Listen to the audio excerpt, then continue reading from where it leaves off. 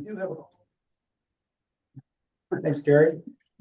First order of business is to approve the draft minutes from our last meeting. Has everybody had an opportunity to review the minutes? Anybody? Yeah. Entertain a motion to approve the minutes? I so move. I'll second that. Second by Earl. Any discussion about minutes, corrections, changes? Thank you, Carrie, for another great job. You're welcome. Thank you. All in favor? Aye. Aye. Minutes are approved. Oh, don't forget roll call voting for members on Zoom. Yes, sorry, John King. How do you Here. vote? I'm in favor, thank you. All right, so I guess it's there's nobody else. No. Okay, No. so it's unanimous. Okay. Next order of business is a general strategy discussion. We had a meeting scheduled for 2 weeks ago that was canceled, postponed because it conflicted with the meeting from with the ferry cruise. And so now I think we're on to discussing more Islesboro strategy, what the position of the island will be going forward. Hey, Fred's here. And thinking about what ask we want to make, I know that Genevieve circulated a couple of bills that have been released, both of which were about oversight of the ferry service, either through the existing advisory board or with a newly formed sort of second level of advisory board to oversee the ferry service. So that's just two of quite a few bills that we're going to be looking at. I don't know if it makes too much sense to get into the legislation right now because there's a lot that's going to be coming out, and the two that we've seen are sort of they're similar to each other. I think one is I think increasing the scope and authority of the advisory board, and the other is making a new secondary advisory board to oversee with more authority. So they're sort of similar flavor. And I think that there's going to be other bills that are related to the ferry service that are going to be coming out shortly. And so rather than try to take up legislation now, it probably makes more sense, in my view, to wait until we have the whole picture of what we're going to be looking at, and then we can make a better determination about what the town wants to support and or not support, and what we might be able to do to work with other islands to make sure we're all on the same page with that. Maybe it makes sense to, I know that quite a few people here have put in some a considerable amount of time since the last meeting about various issues, and it probably makes sense to do an update.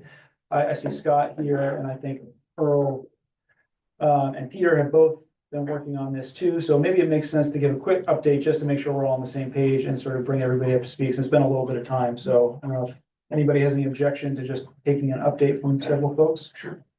Scott, do you want to give an update? I know I've seen emails go by. Maybe. Yeah, sure. I think most everybody on the committee has and I think the select board may have the notes as well, but my father really was the key driver behind it. I just summarized it for him.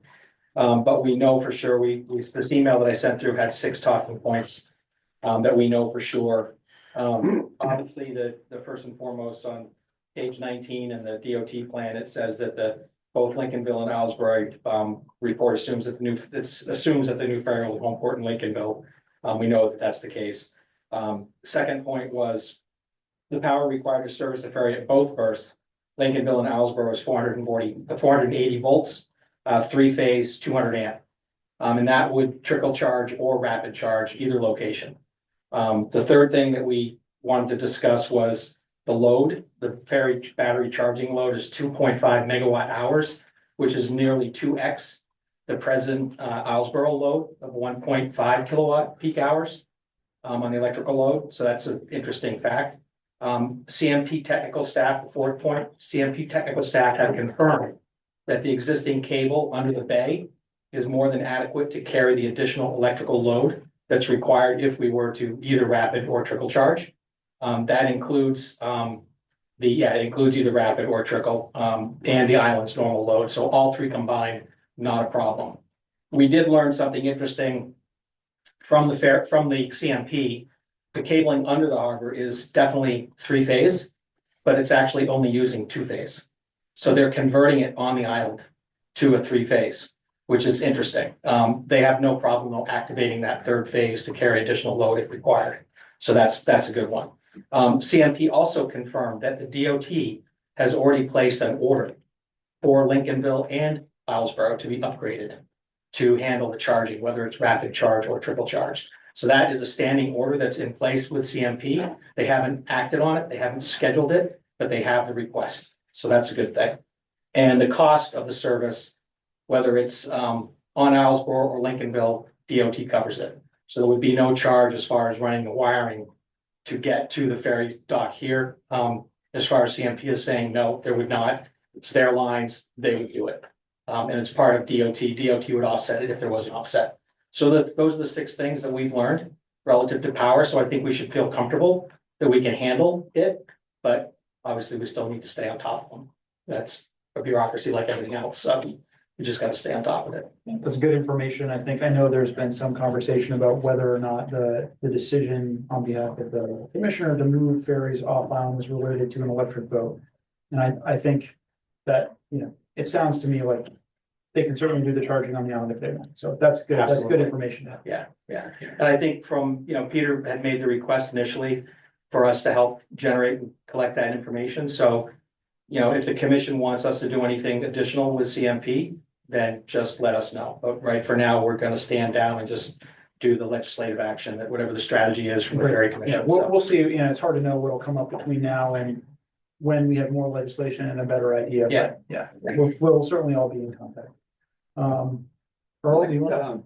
Yeah, I invite Bob Koshan here. He's a forensic engineer. Probably everybody knows Bob here. He's gonna help Peter and I with the technical aspects of the problems if they tried to berth the ferry in Lincolnville.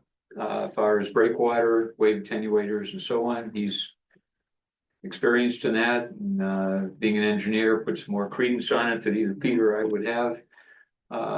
So we'll be, as soon as more information comes out, we've got the initial plans that were sent to everybody, where, the overviews of the what they show. They don't show breakwater yet, but they show the wave fence, for example, which doesn't seem like it's going to do a whole lot, as shown.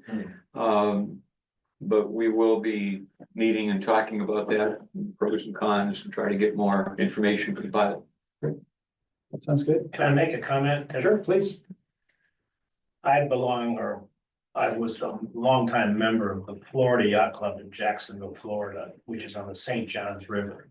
Its fetch is just about what it is from across from Lincolnville, 2.5 miles, St. Johns River. They have happen to have 2 harbors area, one exposed, one up a river kind of thing, so it's less exposed. The one that's exposed is right in front of the clubhouse, so it's where everyone wants to put their big yacht, if you will. There was such wave action coming through their floating dock bulkheads that they put in a floating but semi-permanently mounted wave attenuator fence. It worked like nothing. It was an absolute waste of about $3 million. Okay. Boats would rock like this in the harbor from when there was a storm, of course, right? Or something. So my point is, we need to stop the idea of a fence. It won't work. Given what we have out here with 3 to 6 foot waves and 40, 50 mile an hour winds, forget it. It's not gonna work. So that's just my initial piece of suggestion. Great. Good anecdote. Anybody else have an update? Other thoughts? Since I did my energy power thing, I learned later that from the chief engineer on the project, the Department of Transportation, that the ferry is designed to be docked in either place. It could dock in Lincolnville or it can dock here, technically the ferry. So it's not, there's nothing restrictive in the design of the ferry that I could detect, and that would prevent it from being docked here. And they, in fact, she made the point that it could be docked in either place. So it becomes an issue beyond the technology. I'm laughing because the lady doesn't have a clue. I'm sorry. Okay. The lady doesn't have a clue. Which woman, what's the The- woman you're talking to? Mackenzie, Yeah. last name I forget. It's a long, Harrisburg. it's obviously Norwegian, I believe. Dutch. But she's a very, a good lady, and by the way, she's going on maternity leave the middle of this month. Which means the chief engineer for the project will be different, obviously. She said she's gonna be away for a couple of 3 months. So we got another kind of a lump in the road here a little The bit. chief engineer for which project? The ferry project? Yeah, she's on the ferry Yeah, project. so I mean, I think we're still unclear about whether or not we have federal funding, whether or not they're proceeding with an electric boat. There's a lot of things up in the air, I think, right now. So we have to take all of that as it comes. So sort of back to the task at hand and talking about strategy for the town. I think it would be certainly helpful for Genevieve, and Genevieve couldn't make it today, but will be at subsequent meetings. To have an idea about where the town stands and what the town is asking for. And this is also gonna be, I think, useful to have discussions with the other island communities. And I think I've said this before, but it's pretty important for all of the islands to be working together and speaking with one voice on really every issue that we can align ourselves on. And I believe that every island is in favor of keeping boats on island, and that includes islands that don't have a boat that live on the island, like Matinicus and Frenchboro. And so to the extent that we can all speak with that, it's gonna eliminate a talking point of the state about having to decide between two islands that disagree with each other. But if we can all be on the same page with a general strategy and general position that the islands want to take, I think it's gonna be pretty persuasive, especially in light of, what we've seen from the ferry cruise. I don't think there's gonna be an argument to be had that they're gonna be saving money. There's not gonna be an argument that they're going to be gaining crew, and if the islands are all against it, I feel good about the position of the island. The next question, I know that Fred has mentioned it, maybe it was our last meeting, talking about making an ask for guaranteed emergency response, which I think is likely to be met with, well, significant resistance, perhaps not unanimous support from other islands. And Why? additional. Why is that? Why? Yeah. Because of the cost that it would take to do that. You might, so another question is what the crew's position would be on that. Because right now, we don't have guaranteed emergency response, right? We have crews who, out of the goodness of their hearts, make emergency runs. They're Right, not this- required. They get paid, that's right. some, That's but right. and by and large, that has worked, not 100% of the time. And the question is, are we at a spot where the town wants to make the ask of that? Yes, So, I stand behind that. I've been working with them for 21 years now. And I don't see a reason why they can't be available. We have built their trust, knowing that we're not just gonna call them because it's open season. We're gonna call them when we absolutely need them. They need to trust us. We've spent 21 years working on that trust. Sure. And that's why I don't have much tolerance for this. so I think the difference between having trust with the crew and having a crew that understands that you're not making a call for no reason at all, right? They know you're not gonna do that. But having a standing order and having it in the contract of the crew is going to require them to jump through Coast Guard hoops, perhaps have an additional crew, additional entire crew, perhaps not entire, because I think they can run an emergency run without a full crew. I believe that they can cut down on total crew for an Cause emergency. they need crew per deck, right? Yeah, well, they something- need the ordinary to open up the observation deck. So they could have one less person. So Right. we'd be talking about making an ask for something that doesn't exist now. Are you saying an app? Like it's on your phone? ask. An ask, Yeah, okay, sorry. not, yeah, an Sorry. ask, making an ask of the ferry service, and the question is, how, whether, well, one, there's some things we don't know about that ask, like, exactly where the Coast Guard would be on that, what we would need to do in terms of staffing changes, if anything, what the additional cost would be, because it certainly if it's in the contract that the crew is required to be on call while they're here 24 hours a day, the expectation, I'm sure, is going to be paid more, right? That is going to be an The expectation. town offered to pay that back years ago. So, the nineties, we offered to pay that to the state and we meant it. Yeah, And- so- and so- They so- never, they couldn't do it because it was union. right, so there's still a union involved. Yes, There's I get still that. a question about that. So the exact, willing to pay money. Well, one, we don't know how much it is. Yeah. We don't know if the crew is willing, able, the Coast Guard would allow it. There's unknown questions. I think, Coast Guard rates do allow it. I mean, that's in the CFR, that they just have to make exception for the sleep the next day. Right, for the hour. But they do allow it, Coast Guard. It's really clear in the I CFR. really believe that the ambulance service, but most of all, the people of Islesboro have worked the hardest they can to make all of the attempts they need to make it work. I know that when I've driven down to that first boat in the morning to see if there's a boat after we've run at 2 AM. And there's no boat. People don't say nothing. They don't complain.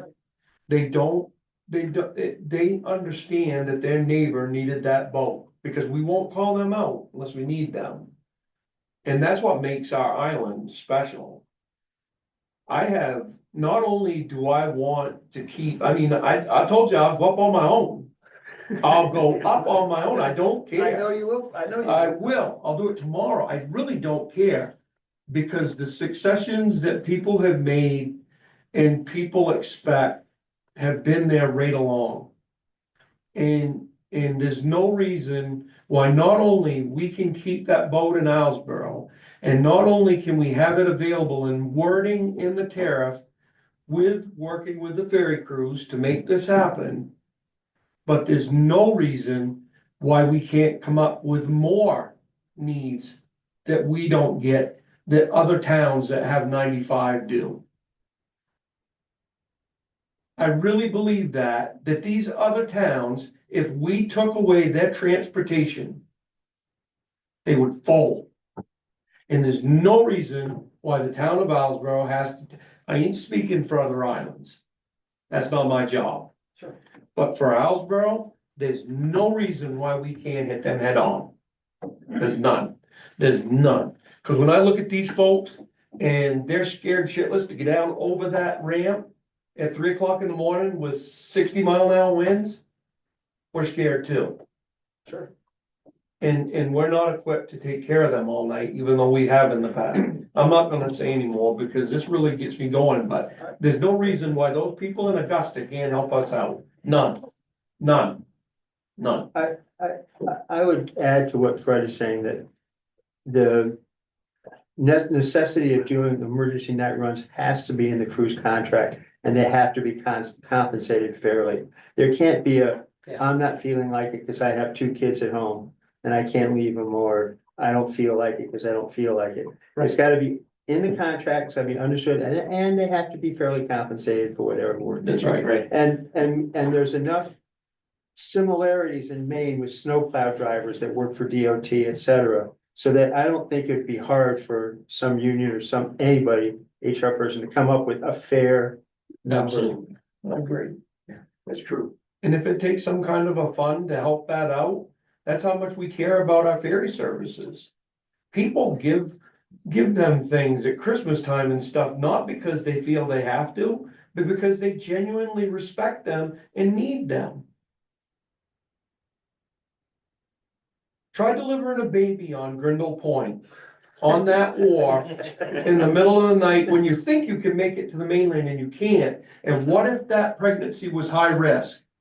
And we had to go on a boat. We had to take the damn cot with us that time because we was afraid of the mother and the baby getting cold. Because it was that time of year. And you can't, you've gone with us before. I've been there. So you do know. I've been there, but not like you, not like you. But we care about those people, and I can guarantee that if South Portland or Kittery or one of those towns lost access to I-95, they would be all over this. Sure. And this doesn't have nothing to do with islands now. This has to do with Islesboro. That's what I think. Can I ask a question about islands, to your point? right? Peak Island, Portland and some of those other islands that are inhabited full-time year-round, how are they handled? Does anyone know? She lived there. They're served by Casco Bay Lines, Yes. which is not a state-run ferry service. So what do they do for emergency there? That's what I was really. Because Peaks Island is part of the city of Portland, they are served by a fireboat. So they have an ambulance on the island that meets the fireboat at the ferry dock. I see. And the That's a ferry, peak dock. and the ferry lives on the mainland at night. But that fireboat is staffed 24 hours a day. And it's fast Yeah, too. well, it's a fireboat. They go by shift. Yeah. So they have people that operate that boat on B shift or C shift. And then, so you don't have that 12-hour rule kicking in because the shift that's on will handle that boat. So there's no restrictions like there is with the ferry boat because you're going by the same rules that you have to do with these jets that can't fly over, so, you know, the avionics. Right, yeah.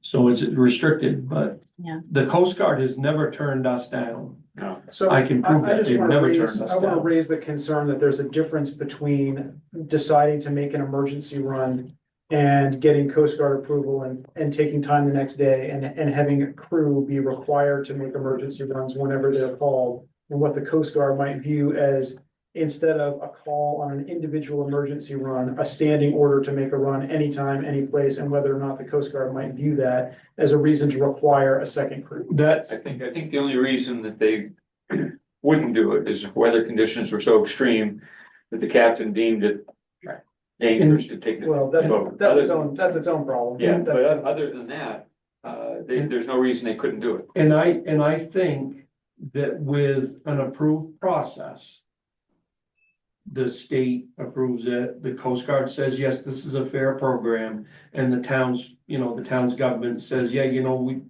we've been trying to perfect this, but when we've got somebody hooked up to a cardiac monitor and things are really going south quick, trying to do this in a stair chair or a Stokes basket going down that ramp is difficult. We could not do CPR doing that. We're not talking very many trips a year either. Now we're talking anywhere between 7 and 15. I Yeah, mean, back in the mid, like 2017 or so, we had 1 year with 39 after hour runs.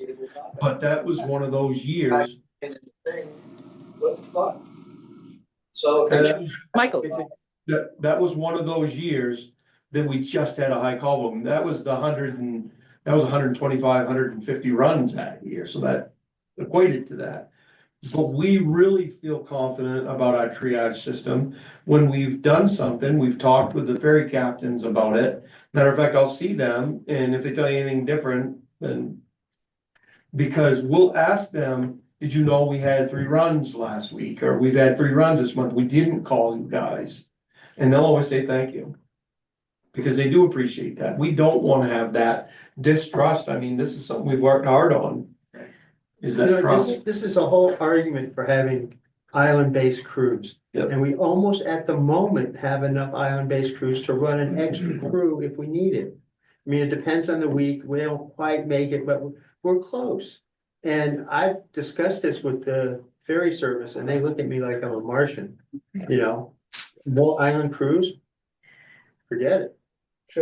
I just have a couple different thoughts. I think one is I'm just trying to think through like, how do we get from, this conceptual idea to garner support and figure out like, what is the nitty gritty language that we feel like that gets us as far as we want to go and that garners as much support as possible. And it seems as though it would be helpful maybe to have some proposed language that would be our ideal. And I think we should couch it as a starting point for negotiate, but just a starting point for discussion that we could maybe present to the ferry crew union to start out with, to understand what their position might be and have them and ask kind of for their opinion and feedback. That'll be my. And then, So I guess that's just sort of, that's what I'm thinking about now. I had a second point, but it's gone, so when I remember it, I'll think of it. Yeah, I think starting with the ferry crew, understanding their thoughts both on, you know, how opposed or in favor are they? And maybe even trying to get a weather report on what they might think a ballpark reasonable compensation is for something like that. I mean, not that we're in the negotiate on, you know, at the table with the ferry service and the union, but it would be good to understand what the ballpark we're talking about is. I do think, as this comes up at advisory board meetings, that we should have a conversation with the Coast Guard and confirm that that this is something that they would not require an entire additional crew to do. And I know, I just want to be on the front end on that, because I do believe that is a response we are going to get from the DOT. And there are other islands that have a longer day, which maybe would be viewed differently because Islesboro has a shorter run, a shorter day than say North Haven, Vinyl Haven, because the run is shorter, so they start earlier. I think they use up their entire 12 hours on other islands. Versus here, where we start even saying at 7 to, let's just say, 6 at night, if you want to round, you know, to a long day and not think about time off, and you still have room for one more trip, should you want to take it here. But I just wanted to make sure, I think those two things on the front end to try to understand crew buy-in, Coast Guard buy-in for that, so we can go to the ferry service and say, hey, this is the legwork we've done, this is what we think that ought to be done, at least for our particular island, for emergency response. And this is, you know, it's hard to throw around the town is willing to spend money. I'm not on the select board, I'm not part of that process. It's a conversation that could be had about whether there was town willingness. That would be something the town would have to vote for as part of the budget, all of those things. However, it could be part of the mix, it could be part of the conversation. I do think we want to continue to work with other islands on making sure boats stay on island. Yeah. That is gonna be, Matinicus from Frenchboro would not physically be able to keep a boat there at night. no, but they are in favor of all the islands where boats live. Yeah, because they're close, yeah. They're supportive, for various reasons, you know, even just camaraderie among the islands and understanding that there are going to be issues that perhaps don't directly impact us the way they might Matinicus, that they would still be looking for support. And I can think of an example when they have a small boat that services Frenchboro. I think the entire advisory board, you know, sort of voted down the suggestion of the DOT that they should save some money by not running an additional small boat to Frenchboro, who is already relatively underserved. And I think that everybody sees the value in working together on issues when we can work together on issues. I think I saw hands up on the Zoom, Scott. I just have a question on that, because I think the direction you're going is great. If there's a possibility of getting union support and union buy-in, we have to anticipate that the DOT is gonna say no to everything. So getting in front of it and talking to the Coast Guard and making sure that we understand that the Coast Guard is in fact in favor of doing this, and if you run at night, you take the first trip aboard. So we stay within the 12 hours, so we get that confirmation. And then from the union, I don't know if anybody talks to the union, the ferry union, it's a fairly small group. If we could get their support and have letters of support, that is a huge, you know, advantage. So I think you have to anticipate everything the DOT is gonna say, you know, this is the reason why we can't do that. Sure. Whether Which, it's, are we dealing directly with Rockland or Portland? The Coast Guard? I would assume Portland, but I don't know. We call Portland when we call them out. So we should probably, So There's probably some head of inspection down Yeah, there, that's- captain of the port's office, who could answer the question. Portland would be in charge. I don't think so. The basis. Not They've Boston. never Boston's turned us different down. headquarters, but- Well, once.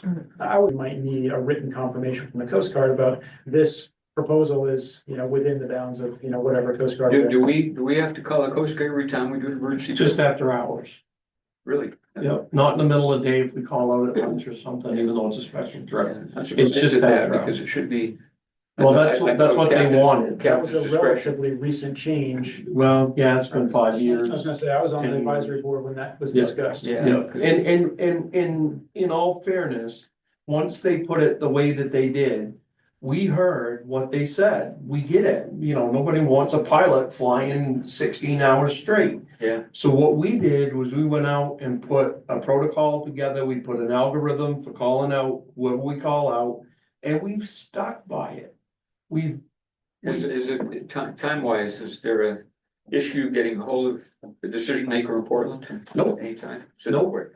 They used to put us right on the phone with somebody from the medical unit, because that's really what they want to know, is they want to be able to triage the patient's condition. Oh, I see. But we just So speak it's to the so it's chief. not the legality of using a ferry, it's about the passenger. Well, they want to make sure they call them out and it's not a bogus reason. That was what the Okay. ferry services problem was. I see. And I get it. Yeah. So Okay. we usually speak with the chief petty officer that's on deck. And they'll hear what we have to say. Sometimes they'll ask another member who's probably medical trained why, but usually we don't call them out unless it's a heart attack, a stroke, or major trauma. Yeah. We don't call them out for broken legs and stuff, you know what I mean? Of course, a female, you could call them out for that because it bleeds, but you know, we call them because it's a legitimate call for very need, yeah. Yeah. Yeah, and weather, I have to look at the Hello? safety too. Yeah. Laura's been trying to jump in. Yes. Laura, go ahead. Thank you. Hold on a second. Drop my note. I have 3 points to raise, and I'll be very brief, but my first observation, not a point, is that we're arguing and negotiating against ourselves as a start, which I think is a bad place to start. First, I want to point out and remind everyone the grant application that was issued by the ferry service specifically pointed out they would use the funds to utilize the ferry for emergency runs outside of scheduled hours. If they didn't plan on doing that, they shouldn't have put it in the grant, which means they must have thought about it. And I agree with Fred that we should push for that, not negotiate for it, push for it. Secondly, it's been also pointed out that they have been spending roughly 3 times the cost of mariners that typically live nearby for third-party mariners. If we could increase the salaries of the ferry crew, not necessarily to match the third-party cost, but to approach it, we may have more mariners willing and able to serve on the ferry. And my third point, and this is something that is worth discussing with both Mert and Fred, is would it make sense to consider having island people address becoming ordinaries so that those individuals who volunteer, even if we have to add an additional person or two to assist in the ferry runs, to take the place of any of the ferry crew should they elect not to run. It doesn't seem a big stretch for people who live on an island to be able to operate and work on the boat. And if they're already working for the ambulance crew, they're already, not drinking, not driving, acting appropriately, and may very well be able to serve in that emergency position. But my first point, going back to that, is the ferry service specifically pointed out their use of the ferry for emergency runs. And I don't know why we're backing down on that. So I think the reason that I wouldn't say we're backing down on that, but I think if you want to lead with what I view as sort of a nuclear option about challenging the ferry services funding from the federal government, we are not putting ourselves in a place to succeed. We're putting ourselves in a place to not get a new ferry, unfortunately. Not to say it's not an argument with weight. It's a persuasive argument. However, I don't think that is the tip of the spear that we want to lead with. I feel like that is the end of the line. If things don't go our way, that's where we end up. But I think leading with that and saying that we don't think the ferry service should be getting federal funding is a loser for us, the ferry service and the DOT. Personally, that's really why it's not at the front of my list of things to bring up. I think it's very powerful testimony, as we come up with our position statement, being able to justify this as being aligned with the ferry service and how they wrote their grants. I think that is powerful. But I agree, trying to target the funding at this stage would be, I think, detrimental in the long term for the financial viability of the ferry service. Yeah, and I just don't think that going to the federal delegation and complaining that they said this, if the response is, fine, we don't want federal funding, good luck getting a ferry, that is a potential response, Well, unfortunately. I think you misunderstand my stance. My stance is they've already represented to everyone the fact that they make these emergency runs. So, is this a bait and switch? Are they not interested in doing that? I think we should follow up with a very strong position that we are following up on their representation, which was very clear. At the minimum, with what everybody has said, I just wanted to go back to what I said before. What I would try to do is really work on language for the tariff. I think that's where you're gonna be able to work in it. Yeah. Is because you can fist fight with them all day long, there's more of them than there is us. But if you can go into that tariff and put language in there that will keep the boat on the side and keep them available when needed or per agreement. And there's a copy of the agreement right in the tariff that, because we will always use, what I'm trying to do a handshake here with them, is we will follow what they have asked us to do. And all we need is to help your family member or your neighbor when we absolutely need it. Right. That's all. Yeah. That's all. I think sort of going back to talking about federal funding, to the extent that we are working on putting together a proposal for the ferry service that's going to cover things like Coast Guard, approval of a process, that's going to think about things like pay. It's also going to be relatively easy to incorporate into something like that the idea that, hey, the ferry service has already thought about this. We know this is part of your plan. We are going to try to help you organize this plan to provide emergency response. That's a very different conversation than approaching the federal delegation and saying, hey, we don't think they're doing what they did in the grant application.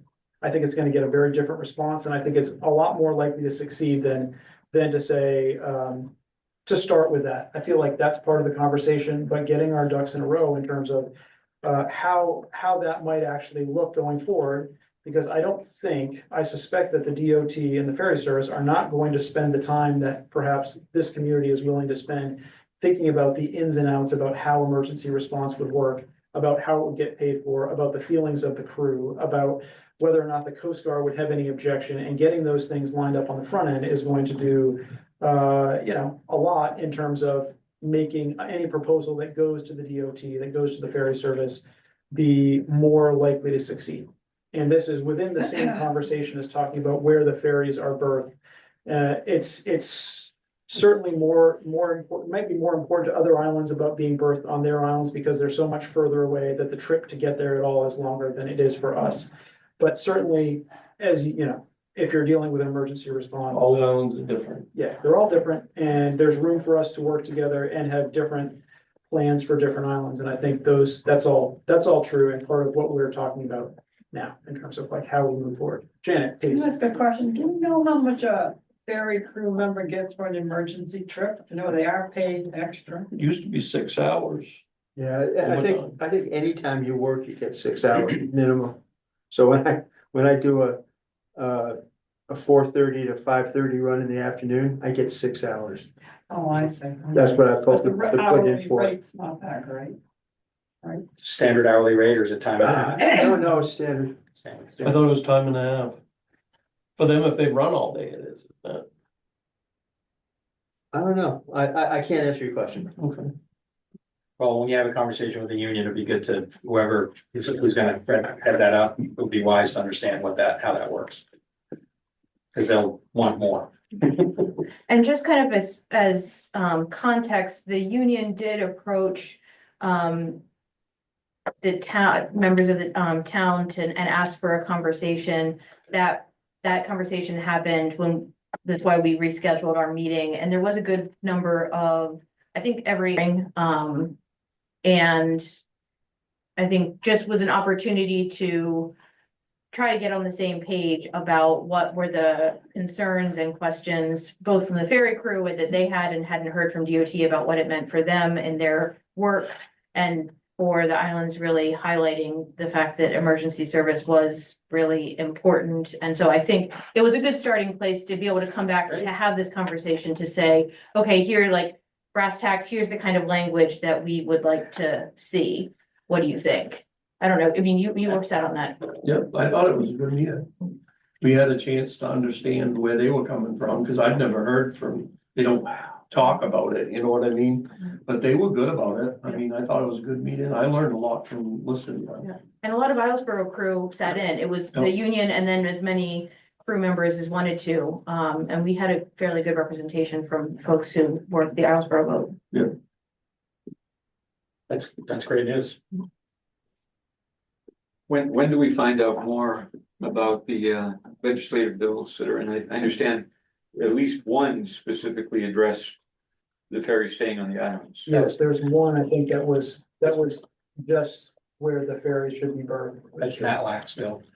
And that was co-sponsored by Michael Ray and a couple other, I think Dodge from Belfast was co-sponsoring. Okay, there's definitely movement. I had four solid responses to the letter that I sent out. Which was good. Yeah, and I think the actual bill language is trickling out now. We had two that came in, I think Genevieve emailed yesterday. And I suspect that within the next few weeks to month, we'll have most, if not all, of the legislation. And of course, that's, that could be changed. There could be amendments and changes to the legislation, but we should have an idea about exactly what the playing field is and what, what we might support or not support. And the other thing, it wasn't in, I feel like this was a Bangor Daily News article, was just highlighting the number of ferry related Today. bills that are in this legislature, which is pretty unique and I think good. And that I was surprised, I think the chair of DOT, I forget what her name was, but she sponsored one, I think for Monhegan. But I think it also means that we need to be really thoughtful in the language because they'll be discussing island transport a lot and it's not even across the board. And we want to find ways, we don't want to highlight that in a way that feels argumentative or competitive against the island. So I think we just need to be I think we careful. do too need to really get a good handle on the numbers on these islands. Not just the year-round residents, but the summer community. So we have a large number. It is a large number. All the islands are. That is substantial. It looks very different. It does. I think that we need to get that out there more. I think it also would be helpful to, and I don't know how much of this, I know you're on the budget subcommittee. But numbers relative to the entire DOT budget, because I think, if you talk about the Main State Ferry Service budget, like they're big numbers. There's no question that it's expensive, but relative to the entire DOT budget, it suddenly looks a lot less large. Couple percent. Yeah, Right. it's a percent or two. Maybe John King, I see up there. Do you know what percentage of the DOT budget the ferry service is off the top of your head, John? I think the last time I looked, it was between 1.7 and 1.8%. Yeah, so it's pretty small. And they do not bring that up when they share big numbers with the legislature at the meeting that the commissioner So held. we should make sure that it's out there. It's a little bit of apples and oranges. Costs are to the island. Clearly, what the costs are, because I know that there's also charges that are issued to the passenger or to the patient. So their charge, that gets billed through insurance. If Life Flight, that's a hefty ticket. So I think it would be good for us to understand what the scope of all the costs are. What gets billed to the island, what we're paying today for a run, what we could potentially pay in the future for a run, but to have that all kind of massaged and figured out, because there's insurance also that drops in here, right? Some medical insurance will cover it, but I know Life Flight, for example, is extremely expensive, but it gets billed to the patient. And I believe the patient gets billed for a run on the ferry as well, am I correct? The town pays it, I believe. The town pays for the. Yeah. Okay, I think the idea was they So- didn't want to disincentivize someone to take the ferry when they really needed it, so the Yeah, town you- covers that cost. which makes sense, but I believe I have to go back and look at my insurance policy, but I believe that there is. Transportation is involved in my insurance and my health insurance. Because you dial 911, and then everybody in the house is, well, we don't want an ambulance, we don't want an ambulance. We're looking at the monitor and we see what's going on. You really should go, but as long as they can speak for themselves, they're a sound mind, they can refuse, and they do that. And it's sad because sometimes they're putting themselves in a lot of compromise because they don't want the ferry crew going out. They don't want the ambulance crew going off the island. They don't want to do this, they don't want to do that, and it's a shame because nobody should have to make that decision.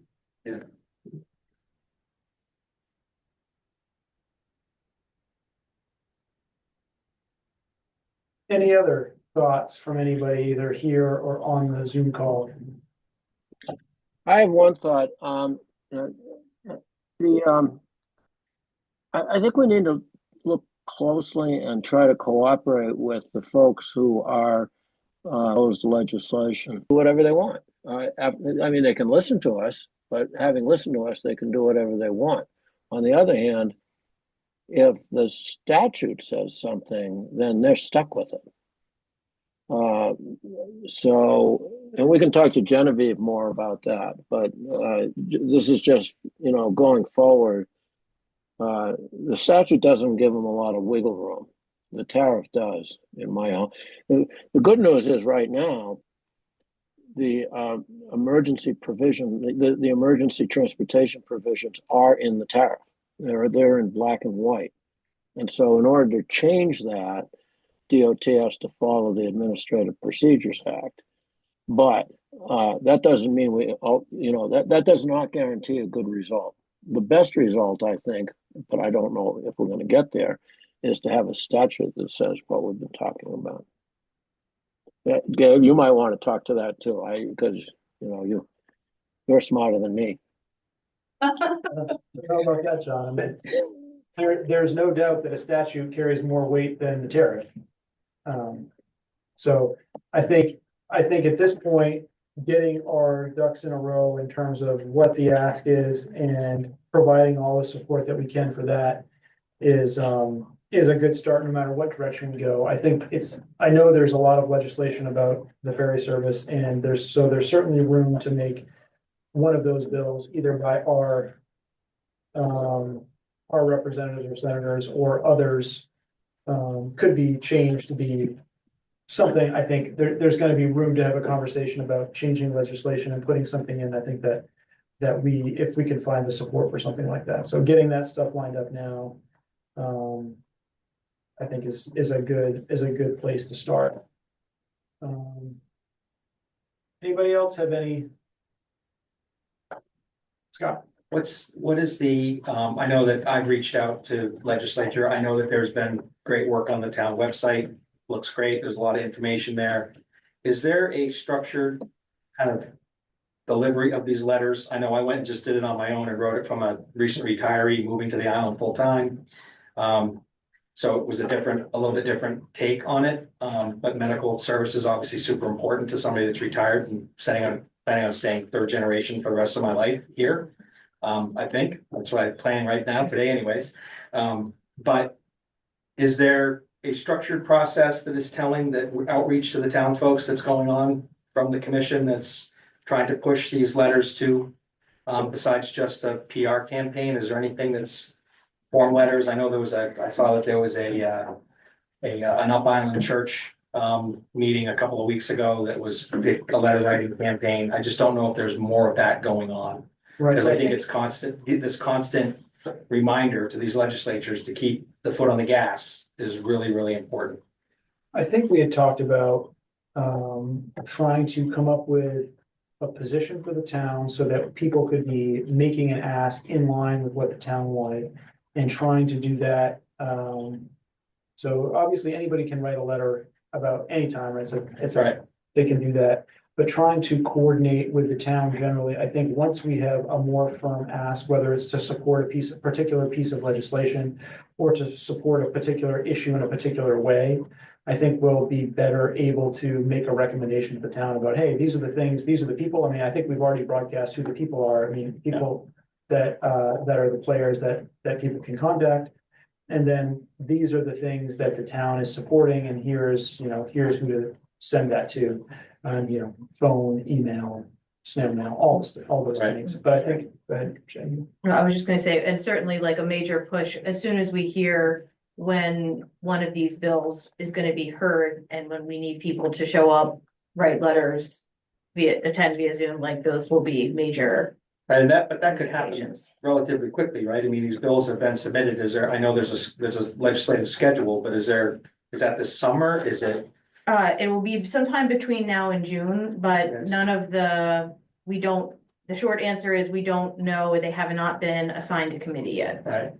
But we do that's what our consultant Correct. is. That's what Genevieve is, She's that's why watching we're it for hiring us. her, so that as soon as it is referred, that we can jump on it. Yep. Yeah, and I suspect that depending on what legislation we're supporting, we'll probably be looking for members of the community specifically because they have a story that relates directly to the legislation, and it might be worth those people going to Augusta to tell their story in person as opposed to just write a letter. Right. But that's gonna, remains to be seen in terms of what the legislation is and what we're going to support and who those people might be. But there's certainly room to find individuals here, and I think on probably every other island that's affected, to tell their own personal story if they want to do that. And it would be a powerful thing depending, there's a lot of things, a lot of questions in terms of what the legislation will be, exactly what the position will be, what the ask will be. And then from that, we'll be looking for the community at large, and then probably individuals who have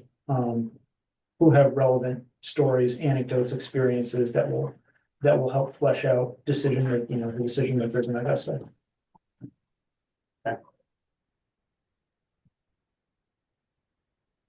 Anybody else? Hearing none. So I think I'm gonna try to summarize where I think we are right now, just to make sure we're all on the same page. And I think the committee, I think, agrees that we want to make the ask that the ferries stay on the island. Period, right?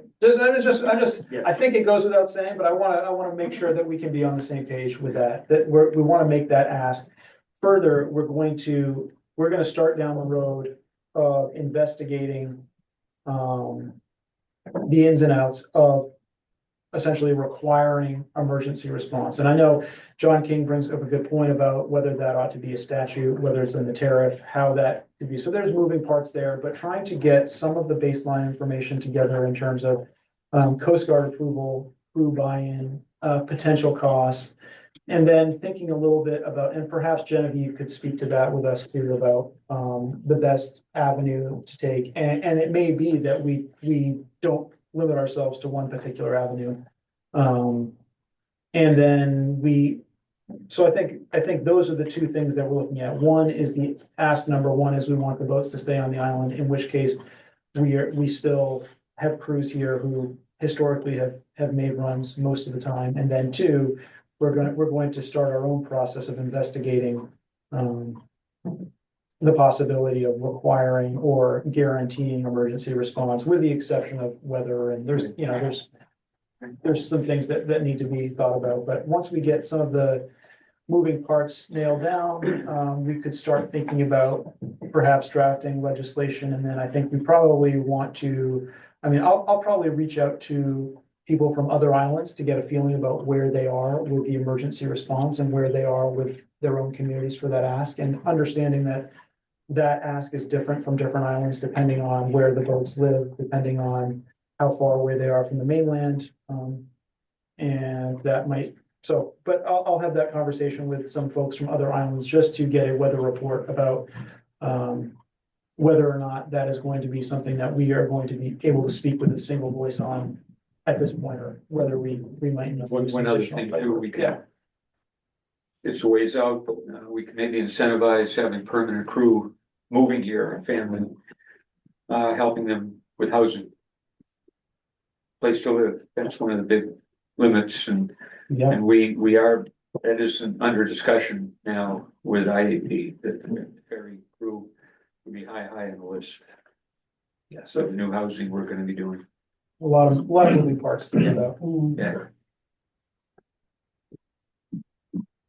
I think it's great.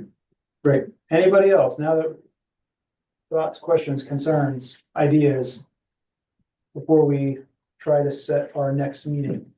Hearing none. Anybody have any thoughts for the next meeting? We were on a every 2 week schedule before.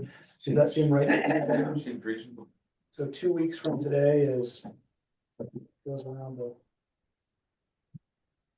March 5th, budget workshops start. Yeah, it would be helpful to switch to non-Wednesday days if possible, because we have budget workshops every Wednesday in March. Thursdays are good. I hear Thursdays. Does anybody have an issue with moving to Thursdays? What time? Well, these have been at 4:30. That's sort of okay for me, but Okay. Yeah. That's I'd rather the start harbor early. committee's Thursday nights. Is it? That's usually, but that's late, that's 6:30 usually. That's not until April. That's not for a while. so 4:30 to 6. the 6th at 4:30. That's a week, a month? March. March, yeah, okay. Yeah. 4:30. Yep. Two weeks and a day away, Yep. making the change because of the budget workshops. I'll reach out to Genevieve and just make sure that date's on her calendar, because I do think it would be helpful to have her Yeah. Yeah. able to attend. I know just with the school vacation week, she had the date, but it didn't. Right. It's hard with school vacation. Yeah. But yeah, and I, so to the extent that there's an issue or, we can always reschedule via email if we need to, and we've got a couple weeks. So. Send me an Shay, email. Shay, when you talk to Genevieve, one thing you might try to do is, I know the revisor's office apparently got buried with potential litigation. And it would be helpful to know where, what they're anticipating, and or if she can glean that from anyone, the kind of scheduling, because we may want to know more about the proposed legislation as well. Yeah. We didn't really talk about it that much, but I personally am somewhat skeptical about the legislature trying to provide the advisory board with more power, because I just don't think it will happen. But nonetheless, it certainly does. It would just be good if we can try to coordinate a little bit so we know where we are with the legislation. Oh, and another thing to keep in mind is, I think if we want, that there's a lot in terms of proposed legislation that can change before and during the period of time that you're in front of the Transportation Committee, for what that's worth. Mhm. Great, thanks, John. So just because I wasn't clear what John said up front, is that a request for Genevieve to kind of summarize the legislative actions and kind of prioritize which ones from her perspective have the most traction? Is that Down the road, perhaps. But the more immediate concern is, where are we with the scheduling of all this stuff? Because we can be meeting every 2 weeks, but if the legislation if nothing's going to happen in front of the legislature, we should know. It would just be helpful to know that. That's all. I think we will get to that point at some point where we're talking about how about this and how about that, but I think it's a little premature now. Yeah. And I think along with the timeline, she also is likely at the same time be able to give us a sense of which ones have the most legs and which ones are, not. Yep. So. Just, I think there was like 12 ferry related that were moving forward, I which is, suspect there won't be 12 that are really go up for a vote. she said it was 3, I think she said in the article it was 3 or 4x what the normal year. Yeah. From a ferry perspective, so. Yeah, and we do have a spreadsheet from Genevieve about where things, what she's tracking and where things stand, and most of them have not been assigned an LD number yet. Right. And people should just keep in the back of your mind that, the skinny all along has been, be wary of going in front of the legislature, because the whole 50% contribution to the operating expense may be in play. And Peter can talk to this better than I, but I think, that has not gone away. So that's something that we should all bear in mind, I think. And I guess the other thing to bear in mind is at least every conversation that I've had with legislators so far, they have indicated how challenging emergency medical services in rural Maine generally. I think there is a lot of ferry bills. There's also a lot of emergency medical service bills in the legislature. And so the degree to which we can align ourselves with both efforts, I think hopefully the more successful we will be. We're not unique in this situation. All right, with that, I'll entertain a motion to adjourn. I'll make that motion. I'll second. Moved and seconded, all in favor? Aye, roll Aye. call with John. John, what do you think? I agree. I'm fine with that. Thank you.